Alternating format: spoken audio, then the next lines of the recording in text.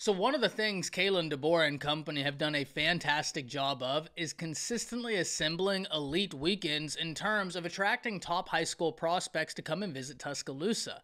But this weekend, quite frankly, is on an entirely different level because Alabama has been able to assemble an insane visitor list of guys who have already visited during the week and guys who will be visiting this weekend. And today, we need to talk about it because I know this is a list that is going to excite Alabama fans everywhere, and we need to break it down. But before we can, as always, y'all know the drill. I've got to hear from you. Hop down to the comments, Y for yes, N for no. Are you excited about the way Kalen, DeBoer, and company continue to recruit? And let's double down.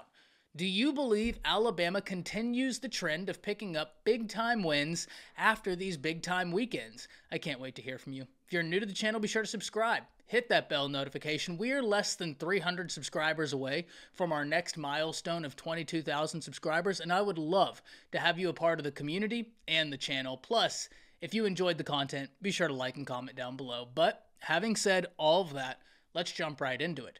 And we're going to start with the name that kind of surprised college football fans everywhere when he showed up in Tuscaloosa earlier this week. And of course, we're talking about five-star wide receiver Kalik Lockett out the state of Texas, where if we look at the 24/7 Sports Composite, he comes in as the number 17 player in the nation, the number 3 wide receiver, and the number 6 player in the state of Texas, where he stands 6'2", 175 pounds. And Lockett is a really intriguing prospect. This was a guy who, during much of the recruiting process, didn't have Alabama on his radar. But this really goes to prove something I have talked about consistently, that Kalen, DeBoer, and company are elite at developing relationships. Whenever we talk about Kalen DeBoer, one of the things that we have to acknowledge is that he's going toe-to-toe with the biggest brands in college football, though granted, he himself is at one of the biggest brands in college football, but he's going toe-to-toe with Ohio State. He's going toe-to-toe with Georgia, where both of those teams have far more continuity. Kalen DeBoer has been the head coach of Alabama since January, meaning he had to start from the ground up in terms of developing these relationships with a lot of these recruits. And he is doing so not only rapidly, but really successfully as well. And I think Kalik Lockett is yet another great example of this, where, per all reports, this visit went as well as it could have. And now Alabama has placed themselves squarely in the battle for the five-star wide receiver. It's going to be very interesting to see where he goes, but whenever you look at this, Kalen DeBoer was a former wide receiver in college. So if you are a wide receiver already, that's going to be an enticing pitch, an enticing offer. But let's go further. You have Coach Shepard, who in my opinion is one of the best wide receiver coaches in the nation. That's not just because he's at Alabama. I said this when he was at Washington, that I thought he was one of the best wide receiver coaches in the nation. But not only is an elite developer, his energy is infectious. Plus, to top it all off, he was the passing game coordinator at Washington, where now, when you look at this, not only does he know how to develop his guys, but he knows how to formulate an offensive game plan, or at least help formulate an offensive game plan that will get the ball in his guys' hands. If you're a wide receiver, that's got to be enticing. But it doesn't just stop at the coaching staff. Ryan Williams was apparently with Lockett all week when he was there. Ryan Williams was supposed to be in this class, reclassified, was still a top 10 player in all of high school football, but now you have him in Kalik Lockett's ear saying, hey, let's team up. Let's be a nightmare for defenses to go up against. You and myself. Let's do it. And then the cherry on top is you have a quarterback currently competing at the Elite 11, by the way, has consistently ranked as one of the top guys there. Watch for him to get that 5th star. I said this before the Elite 11, and I'm doubling down right now. Watch for him to get that 5th star. He is an incredibly talented quarterback who plays against awesome competition at Duncanville High School, so you know he has already accepted the competitive mindset that it takes to succeed at a place like Alabama. Watch for him to earn that 5th star. You have Kalen DeBoer after Lockett. You have Coach Shepard after Lockett. You have Ryan Williams after Lockett. And you have a quarterback competing at Elite 11 texting him saying, hey, come on and join us. Why not?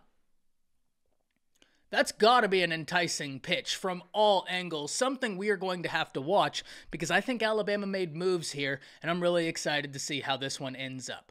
But let's move to the weekend, and we are going to stay on the offensive side of the ball, where once again we're talking about a wide receiver. So a lot of those same arguments I just made for Khalil Lockett in terms of Kalen DeBoer being a wide receiver, in terms of Jamarcus Shepard, in terms of Keelan Russell, they all carry over. Because Caleb Cunningham is another top priority for this Alabama staff. He stands 6'1", 190 pounds. He's from Mississippi, and per the 24/7 Sports Composite, he ranks as the number 13 player in the nation, the number 2 wide receiver in the nation, and the number 1 player in the state of Mississippi. And whenever you look at a Caleb Cunningham, this is a guy this staff really wants. He's gone on several different visits, enjoyed all of those visits, but now he gets to come to Tuscaloosa. And this staff is clicking on all cylinders right now. So it's going to be interesting to see what ground they're able to make up or where they're able to position themselves in terms of the teams involved with this battle. You have got a lot of heavyweight recruiters on this staff right now. They're flexing their muscles, and you're going to have a Jamarcus Shepard doing what he does. And to me, that's always going to be enticing. Caleb Cunningham is a guy that I think all Alabama fans really want. Whenever we look at what he did his junior year, 48 catches, 1,138 yards, 14 touchdowns, and is the type of wide receiver that wins in a variety of fashion. Not only with physicality, not only with pretty good route running, but also with speed. I mean, he is deceptively fast. You look, and he starts getting separation from the defenders, and by the time he gets to the end zone, they're nowhere to be seen. This is a really talented wide receiver, and I know Alabama fans everywhere would love nothing more than to add him into this class. But it doesn't just stop whenever we talk about Ryan Williams and Keelan Russell. When you look at this quarterback room, Jalen Milroe, I think, is poised to do big things, but we can go further than that. Ty Simpson, former 5-star, looks to be the guy to take the reins next year. Dylan Lonergan, former top quarterback, also in the room. Austin Mack, former top quarterback out of high school, also in the room. Plus you have Keelan Russell, who, like I just said, watch for him to pick up that 5th star. So wide receiver recruiting right now at Alabama is really interesting. You have Brooks, and I think Brooks is a diamond in this recruiting class. I don't think he's done flying up the boards, and he's a guy that Alabama wants to hold on to, but who can they pair around him? That is the question, and I can't wait to see the answer of that question. We move to another area where Alabama, quite frankly, is recruiting at an elite level. They are on fire on offensive line prospects. And this time we're talking about an in-state guy, Micah Deos, who stands 6'5", 315 pounds, and if we look at the 24/7 Sports Composite, ranks as the number 89 player in the nation, the number 8 offensive tackle, and the number 8 player in the state of Alabama. And as I just alluded to, Coach Cap is absolutely killing it. And there's a theme. Whenever themes start showing themselves up in any facet of life, but certainly in recruiting, take note. When that theme arrives at your doorstep, take note. Coach Cap is after a certain type of offensive lineman. They have to be athletic, they have to be versatile, and they have to fit the scheme that Alabama is going to be employing. And we couldn't talk about offensive line recruiting without really highlighting that scheme, where you're going to see a lot more movement from these offensive linemen. It's why whenever we talk about the offensive linemen currently on campus, you see so many of them have lost weight. They've slimmed down. They're really working on their footwork because those are all things that are going to be necessary for the success of the offensive line as a whole. So whenever we talk about DeBoer, this is a guy that has that versatility that Coach Cap has been looking for. This is a guy that could play guard. This is a guy that could play tackle. And I think that this staff is recruiting the offensive line at an elite level. You have Michael Carroll. You have Jackson Lloyd. You have Mal Waldrop. If you get in a win for a Micah Deos and a Ty Haywood, we're going to be having conversations of this being one of the most elite offensive line classes for the Alabama Crimson Tide. And whenever we go back, there have been some elite offensive line classes for Alabama, but this would rank amongst the best. It is going to be that good if they can pull off these last few wins. But shout out to Coach Cap, because just like we talked about earlier in this video, where Kalen DeBoer is cultivating these relationships rapidly, remember, Coach Cap wasn't the original offensive line coach. He came in even later than the rest of the staff and is absolutely knocking it out of the park on the recruiting trail. Some of these guys even heard pitches from Huff, who many thought was going to be the offensive line coach, myself included. But now inserts Coach Cap, and it doesn't matter that they had heard their original pitch under this new staff from Coach Huff. Coach Cap is bringing it home, and that's what we love to see. Let's move to the defensive side of the ball, where there are no shortage of great prospects to talk about. But we're going to start with a cornerback that we have talked about time and time again here on the channel that I know Alabama fans want in this class, and they want him in this class bad. And of course, we're talking about Deon Lee from Mission Viejo in California, who stands 6'4", 190 pounds, the number 22 player in the nation, the number 4 cornerback, and the number 1 player in the state of California. And Deon Lee is a really interesting prospect. A guy that many feel like it's down to Alabama and Georgia, and predictions have gone in Alabama's favor. This is a guy that both of these coaching staffs want bad.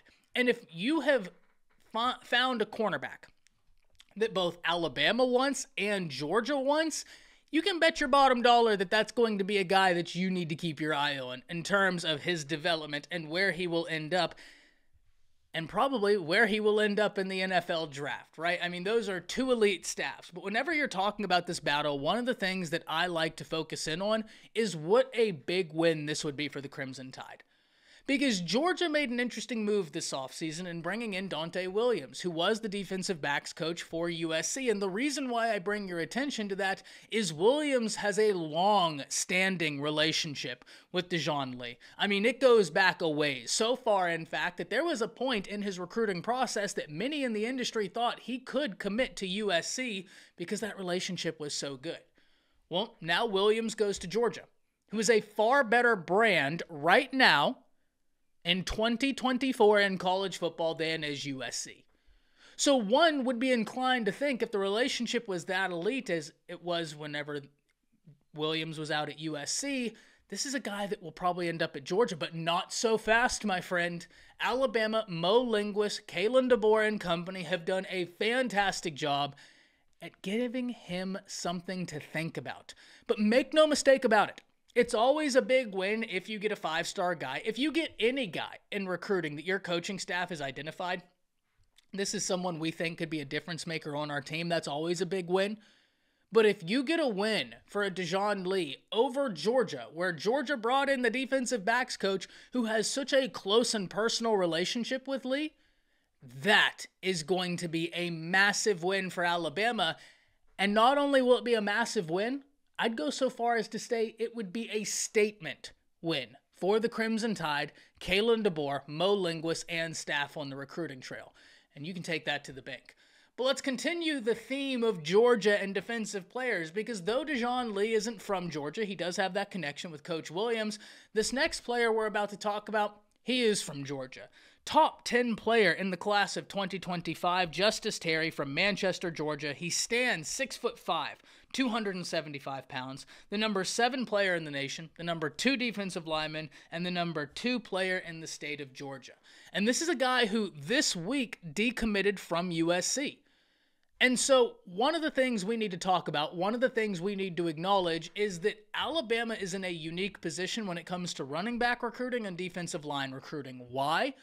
Because that's the 2 areas where they have continuity. Outside of some of the off-the-field recruiting staff, those are the on-field positions where they have continuity. That, in my opinion, bodes well for Alabama in a battle for a Justice Terry. Because this is a guy you want a part of your recruiting class. There's no 2 ways around it. This guy would come in, and if Alabama is able to make up a lot of ground like they have done with so many prospects before, where these guys come to Alabama on a visit and leave completely rethinking their whole recruiting process, if Alabama is able to do that one more time, give Justice Terry something to think about, this is going to be a really interesting recruiting battle to watch as it barrels towards the finish line.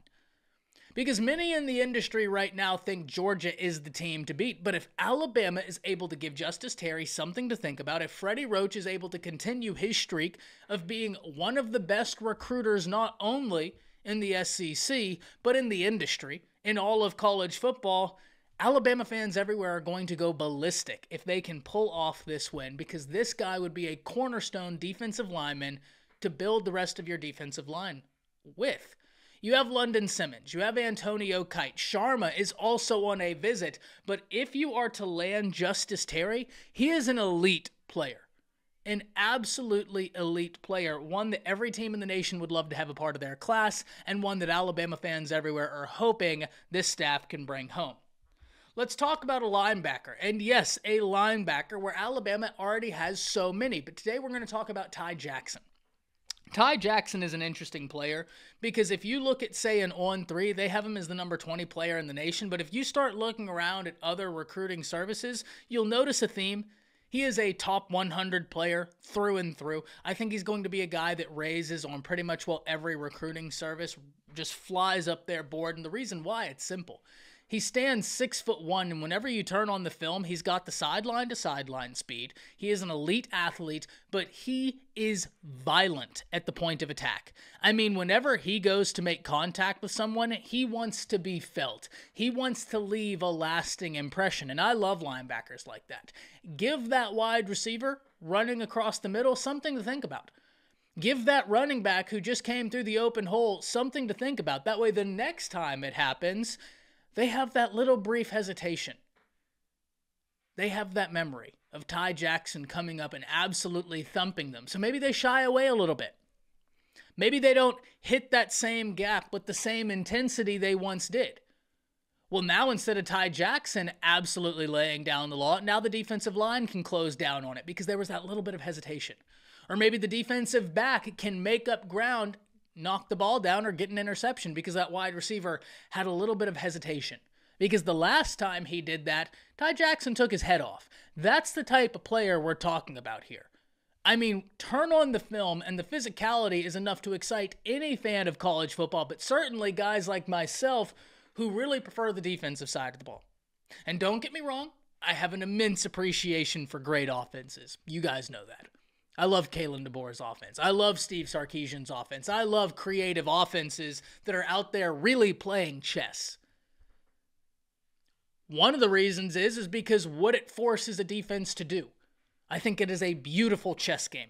One of the reasons why I've consistently maintained, I think that Alabama versus Georgia is a game everybody in the nation needs to circle. If you are a college football fan, I don't care if you're an Alabama fan, I don't care if you're a Georgia fan, circle it because that is going to be an elite chess match. Ty Jackson is one of those players that we talk about where you have to have the X's and the O's in the SEC, but you also have to have the Jimmies and the Joes to go along with the X's and the O's.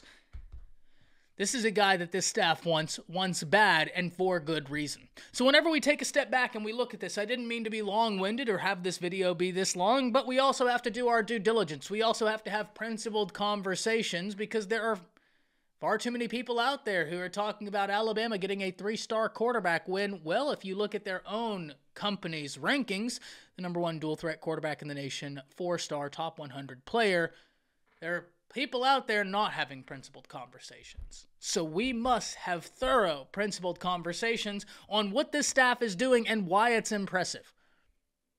This is an elite weekend, absolutely loaded with talent, and we only scratched the surface today. We only talked about a handful of guys, but make no mistake, the visitor list for this weekend and for this week, it's enough to turn your head. Kalen DeBoer has done a fantastic job, but I can't wait to hear from you. Hop down to the comments. Let me know, are you impressed by the way they're recruiting? And then the second question, don't forget, do you believe Alabama continues the trend of getting multiple wins after these big-time weekends? I can't wait to hear from you. That's it. See ya.